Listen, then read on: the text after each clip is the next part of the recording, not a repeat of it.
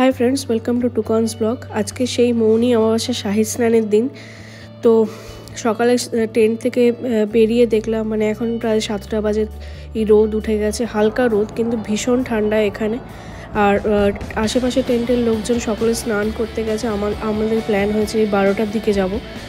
আর বেশ ঠান্ডা, বাইরে বেরিয়ে আমি এই ভিউটা দেখতে পেলাম, বেশ ভালোই লাগলো। কিন্তু বেশ ফাঁকা, মানে ফাঁকা, টেন্টের ভেতরের দিকে ফাঁকা, লোকজন চলে গেছে। আর বাইরে যখন দেখলাম তখন গিয়ে দেখি প্রচুর মানুষজন হেঁটে চলেছে, কেউ স্নানে যাচ্ছে, কেউ স্নান করে ভোরবেলা স্নান করে ফিরছে।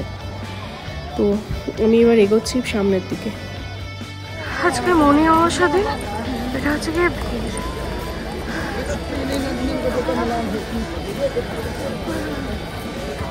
ভীষণ ঠান্ডা, ভীষণ ঠান্ডা, ভীষণ ঠান্ডা এখানে। একটা সোয়েটার হবে না, একটা সোয়েটার কাঁপছি আমি আছি এখন সেক্টর 23, সেটা হচ্ছে গিয়ে আরেল ঘাটের কাছাকাছি। আর এই আরেল ঘাটটাও হচ্ছে কি একটা সঙ্গম মার্গে যাওয়ার রাস্তা। তো এখান থেকে ডাইরেক্ট আপনারা নৌকো পেয়ে যাচ্ছেন একদম সঙ্গমের মধ্যে যাওয়ার জন্য, যেটা আপনাকে 10 থেকে 15 মিনিট লাগবে সঙ্গমে পৌঁছতে। আর সেখান থেকে আপনাদের 1 ঘন্টাখানেক সঙ্গমে রেখে সেইখান থেকে আবার সেই সেম নৌকো ব্যাক করে নিয়ে আসছে।